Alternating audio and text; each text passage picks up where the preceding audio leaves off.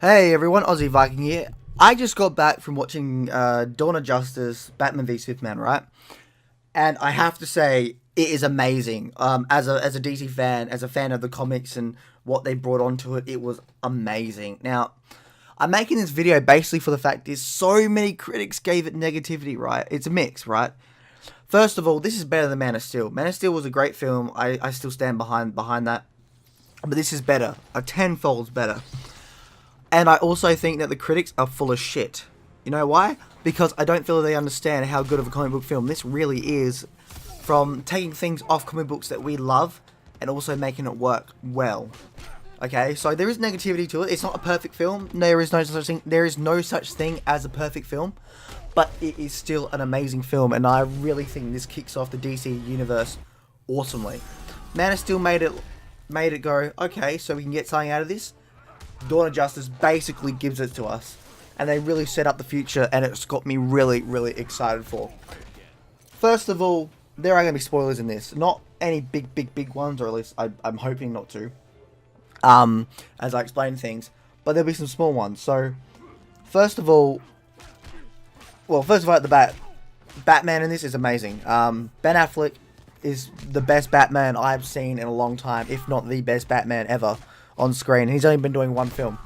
There was some negativity I did have with him was he gets a bit dark.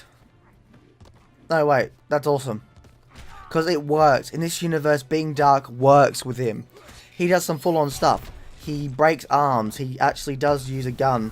But he uses it in such a way that if you think beforehand about the scene that happens beforehand of why he's doing this event, as to why he kills this guy with a gun, you will understand why he used that gun. You know, this Batman is a dark one, and he even considers himself a criminal to an extent, and it's just amazing that he realizes that. You know, he's amazing as Batman. I just love it. Another thing is Superman, Man of Steel Superman. He was great, absolutely great. I have to say there was no negativity I had with him. Perfect Superman, #1, Man of Steel. And he's perfect again with this one. And Gal Gadot, or Gadot, or whatever her name is. She is a good Wonder Woman. Small problem I had was she's not in it for long. Like, she's in it, but in scenes throughout. I mean, so she's in it for like 5 minutes, 5-10 minutes throughout the whole 2.5 hour plus film. So, but when she comes in rocking, and it is amazing. And the chemistry between her and Bruce Wayne, Batman, and, you know, Ben Affleck is wow. Like, I grew up with Justice League, and I was like, yeah, you guys fall in love, and like this film makes you go, please let them fall in love, please. Okay, bit biased here, but yes, I think that should happen. But that's just me. But in this film, it actually comes out like, holy crap, they'd be good together. So the overall story of it is great. All right, the themes of it are they are sort of over the place, but they do come in the end. They do come together. How they create the Justice League, how Clark Superman is trying to deal with the whole everybody loves him, but everybody hates him sort of thing, and how much pain he feels being Superman. You know, there's a great theme about will he kill again? You know, he killed Zod in the first one, but there's a whole theme is, can he kill? Does the city does the city make it so you kill? You see that with Batman and all that, and even a bit of Wonder Woman. But can he do it? And it's just so good. It's so good. You really need to see it to fully understand it.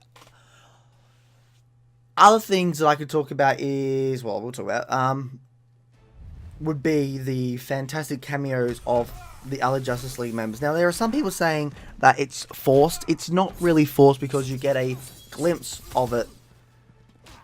About halfway through the film, you get a glimpse of who they are, and then you see them again, and it works perfectly.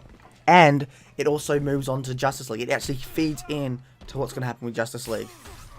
It is amazing. I really love this film, and I really hate it that all these so-called film critics say it's bad. It's not bad. It's better than Iron Man 1, 2, and 3. It's better than Avengers 2. It is, if you're going by Marvel films. It's better than Man of Steel. It's better than Batman Forever. It's better than all those ones. It is on par to an extent with The Dark Knight. It's better than Rises, better than Batman Begins, and it's up there to an extent with Rises. Maybe not overall, but there are certain moments and themes and characters and the world that build up to for me anyway, that hit The Dark Knight square on. But to me, the problem that I had with the Nolan films was it was too realistic, and not because that's a bad thing, but to me, Batman lives in a world with gods and demons and such, and aliens, and that's what really makes me feel like Batman's awesome, because he survives during that. And when I was watching the last scene where they're fighting the creature that they fight, I was like, Batman's surviving this because he's awesome, but also because he keeps fighting. He doesn't stop. He doesn't give up. And yeah, I mean, this is going to be a short one, but this really is a good film, and I really can't give a shit about what critics think. This is the sort of film that you should listen to comic book fans more so than film critics, because we comic book fans have a better understanding on how it works as a comic book film than they would. There's a great saying that I remember being told: those that cherish filmmaking and have talent for it become filmmakers. Those that don't become film critics. Now, does that hold merit? To some, yes. To some, no. I never actually believed that held merit. Not really. But after those reviews for Batman v Superman, yeah, it holds merit. I couldn't give a shit. The film is amazing. Go see it. Ben Affleck is the best Batman. Henry Cavill is probably one of the best Supermans. And as Wonder Woman goes, Gal Gadot does not disappoint. There are times in the film where she nails Diana in like the way she pronounces things and just says things and acts, and there are times where it's a bit iffy, but that's because there are times where it looks like she's trying to balance the accent and try not to balance it. But other than that, a great film. There is stuff missing at times, but they feel like they can be fixed in the extended cut. Give Snyder a lot of time. Like, look at Watchmen. Watchmen, when it first came out, was great, but there were some things missing. When he created the 3-4 hour, 5 hour or so, when he created the Watchmen movie and had like a 3 hour, 4 hour, maybe even 5 hours, I think all of it was, for the Watchmen Extended Edition Director's Cut, it was amazing. It came together perfectly, and I feel like this is what Batman v Superman needs. An extended version which is all uncut.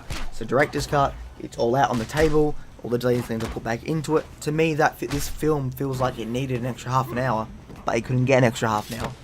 But it feels like when it comes out on Blu-ray and DVD and such, it will be a very, very perfectly done film and be better received by probably critics than it was now. But, I mean, this is one thing I also say. Never ever give a shit what a critic thinks. They're not you. They don't know how you perceive things. They don't know how you work and do things, how you think. And vice versa. I mean, not everybody knows the rules of making a film, so on and so forth, But if you're a fan of DC, if you're a fan of Batman, Wonder Woman, Superman, and everything else in this universe, you deserve to see this film. Also, Lex Luthor is amazing in this. Well, Alex Luthor, but he is amazing, and I gotta say, at first I was like, oh, this is gonna be weird, but by the end of it, I was scared. I was scared for these characters in this film. He's insane. He's psychotic, and he's amazing. Overall, this is a great film, and it's a thumbs up. It's a thumbs up from me. I can't go into too big spoilers. I don't want to. I don't want to ruin anything. I mean, this is a kind of spoiler-rific thing. So, just watch this film. Really, if you're a fan of all that, like I said before, you need to see this film. You deserve to see this film. I want to see this again and again and again. I know day one it comes out on Blu-ray. I'm getting it. I'm getting the director's cut. Anyway, that's Aussie Viking. From what I got from the film, and I'm just really excited for what comes next. I really am. Bring on Wonder Woman, bring on Suicide Squad, bring on Justice League. Oh yeah! Aussie Viking out. See ya.